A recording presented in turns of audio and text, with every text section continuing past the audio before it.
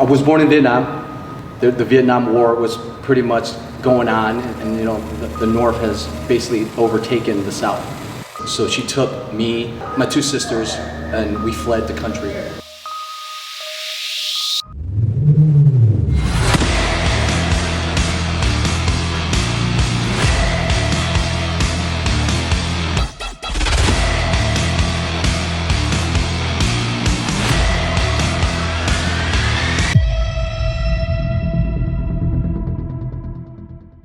My name is Trung Nguyen, former Army Ranger. I'm on the full-time SWAT team now. I'm the founder of We Go Home. I was born in Vietnam. I was raised there for a little bit. The Vietnam War was pretty much going on, and you know, the North has basically overtaken the South.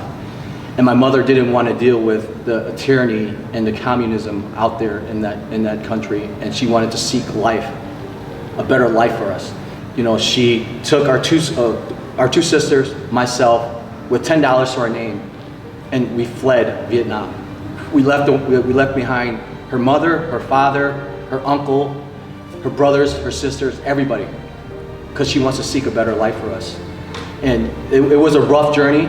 We first landed in the Philippines, where we lived for about a year. My brother, God rest his soul, he wanted to go to America first, to meet us, to set up a house for us, you know, for us to get over there eventually. But unfortunately, through the trip crossing the ocean, he died. He was on a boat with 80 people, and out of the 80 people, only 2 people survived: a 70-year-old woman and a 7-year-old female. And the rest died from starvation, died from diseases, and they had to toss them overboard. So that's the impact of people wanting to seek a better life for themselves. They are willing to go the unknown to get to a place where they can live a better life. So eventually we got placed in Chicago, and being very poor and not knowing anybody here, they put us in a Section 8 home, and I grew up in a Section 8 home in the hood. And I was surrounded by gangs, gangs, drugs, violence, you name it. From the time I got there, from 3 all the way till I was 16 years old. That was all I knew. That's all I saw. And you know, I could sit here and lie to you and say that I grew up perfectly, like an Asian child, going to school, getting straight A's. That wasn't the case, you know. I always was trying to seek that father figure. And I just hung out with the wrong crowd, thinking they were somebody that's looking after me, but they weren't. You know, and it's so true. It's like who you hang out with matters, because that's really gonna project on you. You know, the way they live, the way they act, the way they are. And for a long time, I was just staying out late, drinking, you know, being a bad kid, almost failing school. And I reached a fork in the road, and I looked at myself. I was like, I either make a difference and go the other way, or I can go down this same path and be a nobody. And so I decided, I looked in the mirror, I was sick and tired of the way I was fucking living. I said, I want to change my life, and I did. So I changed my life. I wanted, because my mom did all that sacrifice for us to come here. And if I let her down by being a piece of shit, that's on me. And I don't want to let her down. So I went back to school, got almost straight A's, finished school. Then I decided I wanted to join the military, you know. And the funny thing of how that started was my mom's best friend, her son was an infantry officer. And at that time, he just finished graduating Ranger school, but I didn't know anything about Rangers or Ranger school. And he sent his mom sent my mom a VHS of Ranger school. She's like, hey, you should watch this. You know, her son just graduated this. So I popped it in the fucking the VHS and I played it. And it showed fucking commandos, you know, Ranger school. I was like, holy shit, this is something I want to do. So that's when 9/11 kicked off. So you have no idea right now? There's another one. Another plane just hit. Right. Oh my God! Another plane has just hit. It hit another building. Flew right into the middle of it. Explosion. And I was like, fuck this. I want to fight for my country. So I snuck away and I went to the recruiter. And I was like, hey man, I want a Ranger contract. So I signed a contract, and a month prior to shipping out to Fort Benning, I took my mom and my ex-girlfriend at the time to Chinatown, and I told her, I was like, hey, so you know, I signed the contract and I'm gonna go be a Ranger. And she flipped out, you know, I was like, whoa, I can't believe it. And yeah, so that's when but now she obviously is proud of what I accomplished, but that's how my career started on wanting to be a Ranger. So I went through boot camp, you know, did the whole, you know, OSET, that one station unit training, knocked that out the way, went to airborne school, you know, got that out the way. Then when we showed up at RIP, that's when the fucking fun began, man. I mean, what can I say about RIP? RIP is like a big kick in the dick. That is literally it. I mean, there's no other way to put it. You know, now it's called RAS. It's more structured than now than back then. Back then was how much smoking can you fucking take? That was literally it. And it really tested me mentally and physically on how far I can push my mind and my body. Especially when, like nowadays, you know, if I want to go to the gym, I'll have 8 hours of sleep, I have a full belly, I have fucking music blasting, I'll get through a workout, I feel like a savage, right? A real savage is when you're fucking out there in the fucking woodlines, and it's fucking 3 o'clock in the goddamn morning, and it's fucking cold as fuck, and you're holding this fucking 60-pound rucksack over your head, and they have a fucking bonfire sitting there, and they're like, hey, quit any time. You go sit over there and fucking roast a hot dog, you know?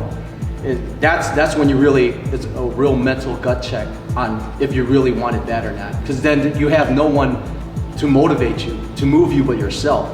And that's why I'm a big believer in mindset is everything. It's always the inner battle. It's you versus you. It has nothing to do with the outside source. And that's what really, that's what I took from going through RIP was that. It's just the mental strength to get through it, you know, to put up with the suck, because I know it's gonna end.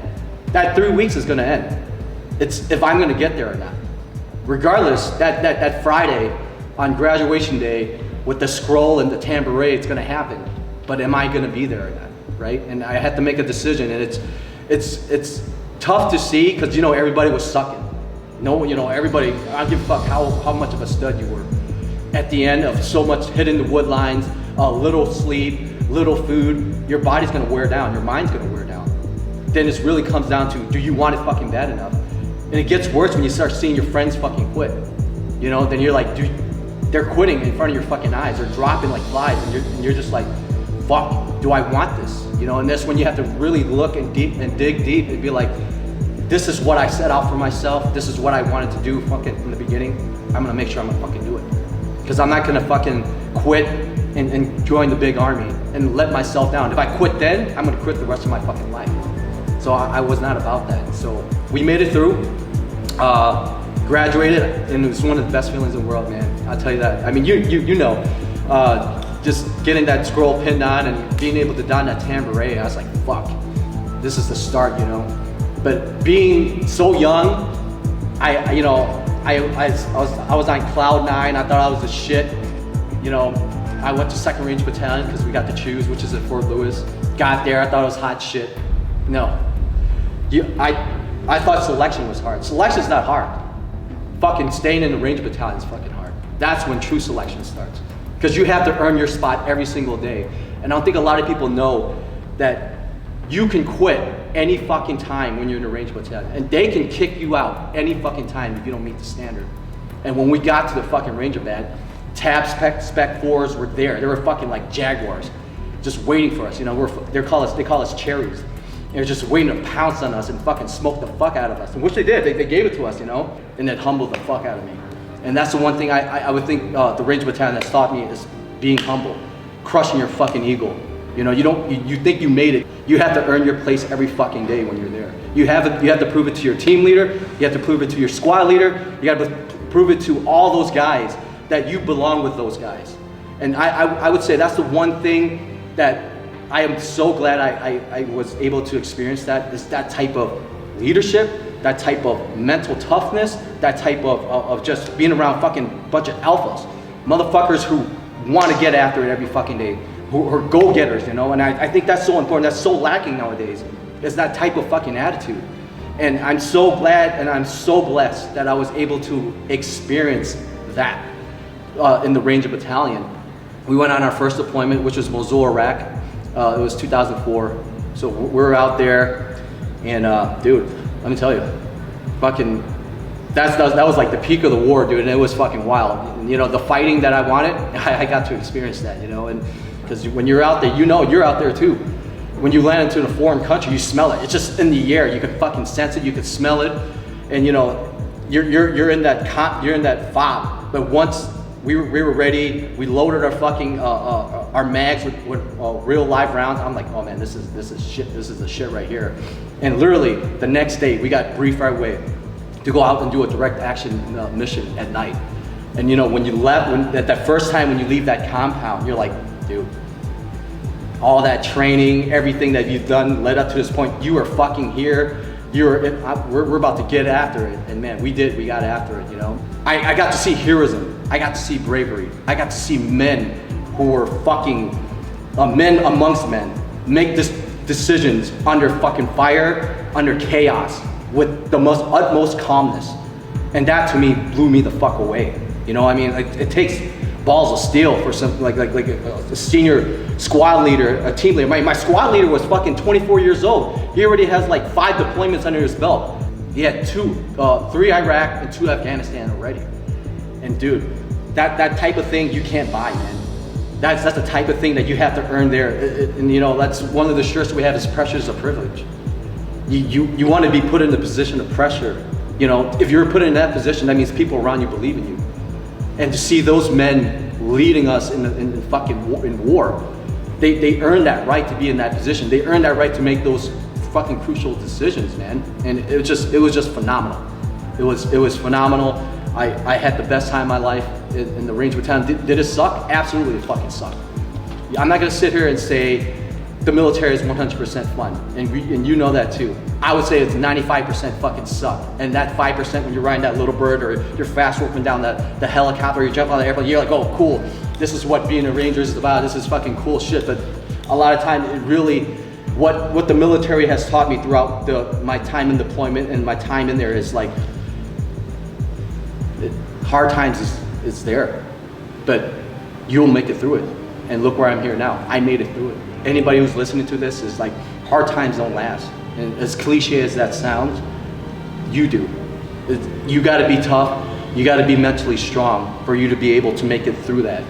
And yeah, battalion was a great time. Unfortunately, we did lose some people out there. You know, Sergeant Barraza and Sergeant Bren, God rest their soul. And they were the epitome of fucking a Ranger, man. And I've learned so much from them. Seeing the men that I lost, I reached a road where I was like, do I re-enlist? Or what? And at that time, I wanted to do something else that I was passionate about, which was law enforcement. So I decided I wanted to go not only the law enforcement route, but I wanted to go the college route. So I decided not to re-enlist. I decided to come back home to pursue my dreams. And let me talk about college. College fucking sucked, right? I thought it was fucking cool, but after going through what you went through in the military, now you're surrounded by fucking kids that don't understand what you've been through, that don't understand what's going on. That transition back into civilian life was, for me, it was tough, man. I didn't have anybody to reach out to. I didn't have anybody to talk to, you know? So dealing with all the trauma that I experienced in the military, trying to make the transition back, that first year was so tough. I wish I could say to you that I came out there like, oh yeah, gung-ho right away. I came out there, I fucking crushed. No, I did. I spent that fucking year trying to go to college, but I didn't spend that year going out at all. I stayed at home. I literally stayed at home for a year. I was fucking drinking. I was by myself in my fucking room, just dealing with fucking, some fucking inner demons, you know? But my heart was pulling me towards law enforcement. So at the time I was taking jiu-jitsu, and I was rolling with this detective. I was telling him how, you know, I was telling him like, hey, I want to be a cop. He's like, hey, you know, you got all the fucking credentials. So one day he printed out like a couple of pieces of paper of departments that were hiring. He's like, hey, I think you should apply for these departments. So I did. I applied for Park Ridge and, you know, went through their written exam and everything, and they picked me up. So I went through the academy there, graduated with top honors, leadership, top physical fitness. I worked there approximately about 2 years. But the problem with that department was it was in a rich neighborhood. So there was really no crime. I didn't feel challenged. So I was like, I want to go somewhere there I'm going to be challenged. So I left Park Ridge and I went to LAPD. And I literally just packed my bags. I fucking took LAPD's test, but at the time I took the LAPD test, Chicago PD had a test too, so I took 2 simultaneously. And LAPD called me first. It took 6 months. They hired me. I packed my bags. I drove my car cross country, found a place to live, and I literally went through the academy. And I graduated there with top honors too, tactics, physical fitness, and I earned overall top officer working there. Worked for Olympic Division, did that for about 2 years. I wanted to go on LAPD SWAT, so I tried to work my way to Metro, but my mom was getting old, so she needed my help. So I had to make a decision, like, do I stay out here? She didn't want to come out here, so I had to leave that career to move back home. But thank God when I came back is when Chicago PD called. And so I went through their academy. So this is my fucking 3rd academy I went to, man. And again, I graduated. Here's the thing I want to let people know is like, could I have slacked off? Absolutely, right? Because then I've been an officer for 4 years already. I've been to 2 police academies, but that's not the way I operate. That's not my mindset. That's not the way if I'm gonna do something, I'm gonna give it 110% every single time. And I went in there with the same fucking attitude, like if I was a new guy right off the street that never been a cop. And I got after it, and I graduated with top honors through Chicago PD too. So, you know, I was out there, I was a cop for Chicago, and to be on their SWAT team, you needed 3 years. So I did 3 years of patrol in the hood. Then the selection happened, and I went through selection. I passed, on the first go. So I've been on Chicago SWAT ever since. And yeah, it's been great. My one piece of advice for anybody who wants to join special operations, want to join the military, want to join law enforcement is you have to remember your why. When the things start to collapse down on you, when you feel like you want to fucking quit, when you feel like this is too much, you have to dig deep and remember the reason why you wanted to do this. That you have to picture the end goal. You have to see where you're going to end up at the end. Stay focused, stay driven, stay humble, work at it every fucking day, and eventually you will get your fucking goal. Don't fucking quit on yourself. We Go Home is something that I started back in 2019 because I actually, to be honest with you, We Go Home started back in my career in the military. You know, when you hang around with individuals on your team that you train together, you bleed together, you know, you build that bond. And I got to meet a lot of the guys' families, girlfriends, kids. And you know, we joke a lot and we train a lot because when I joined, we joined during the peak of the war in the early 2000s. When we were deployed over there in Iraq on our first tour in Mosul, we always talk about, hey man, you know, whatever we do, we gotta make it home to our families. And you know, that really stuck in my heart. And during debriefs and briefings, that was always thrown in there. Whatever mission that we do, we gotta make it home. So that stuck with me ever since I was in the military, that transition all the way to my law enforcement career. Like, hey, whatever mission we're doing, whatever warrants we're doing, we're gonna make it home. That's number one. The jobs that we deal with and the things that we do, we're not guaranteed to come home. So I took that message and I wanted to push it out there so that we wanted to create assets out there in the community.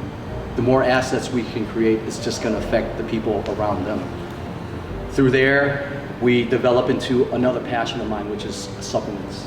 I want to give the community the best products possible. We have you guys as our best interest. When you pick up a product from We Go Home, you know that, hey, this is a premium supplement line. You guys can find me on my Instagram page, which is Trung B Win, or my company's page, which is We Go Home or We Go Home Supplements. Hey, but I truly appreciate you coming out. You know, I've known you for a couple of years though, man, and your story was amazing. So I just want to say thank you for sharing with us, bro. Absolutely. Anything you ever need, we got you. Fuck yeah. So, and again, I'm Matt Petch, the operational athlete with the Iron Infidel team. Make sure you subscribe, make sure you share, and just tell us what you think about this amazing story. Thank you.